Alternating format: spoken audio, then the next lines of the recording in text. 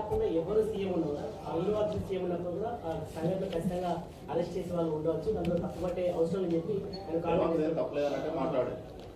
ఇప్పుడు అరెస్టులు అవన్నీ తర్వాత విషయం. అసెంబ్లీలో 6 గ్యారంటీల చర్చ జరిగిన అసెంబ్లీలో ఒక వ్యక్తిని వ్యక్తిగతంగా ఆయన గురించి గంట సేపు మాట్లాడాల్సిన అవసరం ఏమొచ్చింది అన్న? అరెస్ట్ అయిపోయింది, జైలుకి పోయింది, వచ్చేసి అయిపోయింది, ఇష్యూ క్లోజ్. అంతే, 6 గంటల డైవర్ట్ చేయడానికే. ఇప్పుడు ఏమైనా చర్చ ఏమైంది? అసెంబ్లీలో దేని మీద చర్చ జరిగిందంటే అల్లు అర్జున్ చర్చ జరిగిందని ప్రజలు చెప్పుకునే పరిస్థితి వచ్చింది. వాళ్ళు ఆ చర్చ అవసరమా అని మేము అంటున్నాం. ప్రజా సమస్యలు ఉన్నాయి, అసెంబ్లీ దేనికోసం మాట్లాడుతున్నారు ఇవాళ?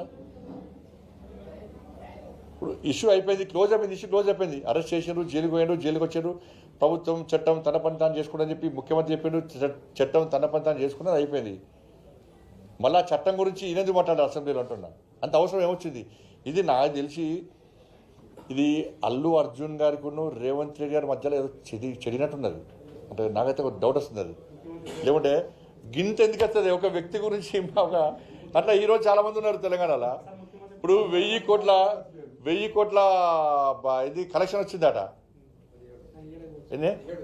17,000 కోట్ల కలెక్షన్ వచ్చిందట. జాతీయ స్థాయిలో కూడా ఒక పేరు వచ్చింది. కానీ పుష్ప 3 రిలీజ్ కాకముందే రేవంత్ రెడ్డి పుష్ప 3 చూపెట్టిండు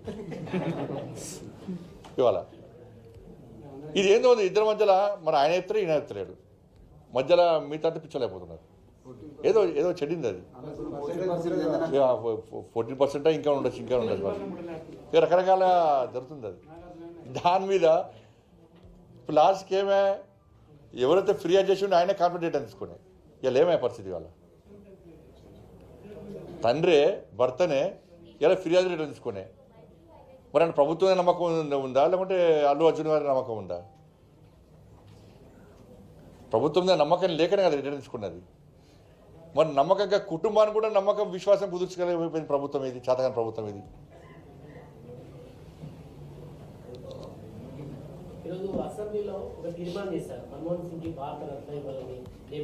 ఉన్నప్పుడు ఎందుకు వేయాలి అంటున్నా. వీళ్ళు ఉన్నప్పుడు బాబాసాహెబ్ అంబేద్కర్కి ఎందుకు భారతరత్న ఇవ్వలే కాంగ్రెస్ పార్టీ సమాధానం చెప్పాలి. ఫస్ట్ నెహ్రూకి ఇచ్చుకున్నారు, ఇందిరాగాంధీకి ఇచ్చుకున్నారు. బాబాసాహెబ్ అంబేద్కర్కు ఎందుకు భారతరత్న ఇవ్వలేకపోయింది కాంగ్రెస్ పార్టీ? బాబాసాహెబ్ అంబేద్కర్ యొక్క ఫోటోను సెంట్రల్ హాల్లో ఎందుకు పెట్టలేకపోయింది కాంగ్రెస్ పార్టీ చెప్పాలి. బాబాసాహెబ్ అంబేద్కర్ను ఎన్నికల్లో కాంగ్రెస్ పార్టీ ఎందుకు ఓడగొట్టిందో కాంగ్రెస్ పార్టీ సమాధానం చెప్పాలి. బాబాసాహెబ్ అంబేద్కర్ స్ఫూర్తి చేసుకొని పంచతీర్థాల పేరుతోని నరేంద్ర మోడీ ప్రభుత్వం ఏర్పడిన వాటిని రాహుల్ గాంధీ ఎందుకు సందర్శిస్తున్నారో చెప్పాలి. హైదరాబాద్లో ఏ పార్టీ ప్రభుత్వం కానీ అంత పెద్ద నిలువెత్తు బాబాసాహెబ్ అంబేద్కర్ విగ్రహం పెడితే రాష్ట్ర ముఖ్యమంత్రి ఎందుకు పోయి దర్శించుకోలేదో చెప్పాలి. దాని మీద ఇవాళ మన్మోహన్ సింగ్ దుకాణం స్టార్ట్ అయింది. ఇవాళ